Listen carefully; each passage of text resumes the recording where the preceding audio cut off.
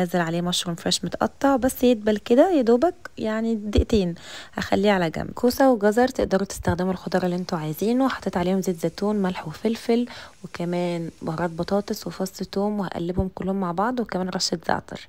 المقادير كلها مكتوبه تحت. هنزلهم كلهم بالتتبيله بتاعتهم كده، ونار متوسطه، وهفضل اقلب فيهم تقريبا يعني 10 دقايق. انا بحبه بيقرش. اخر حاجه هنزل عليه المشروم اللي احنا عملناه في الاول. نيجي بقى للبطاطس بيوري. لا هسلق ولا هستنى، هستخدم على الجاهز. عندهم علب وعندهم ساشيه.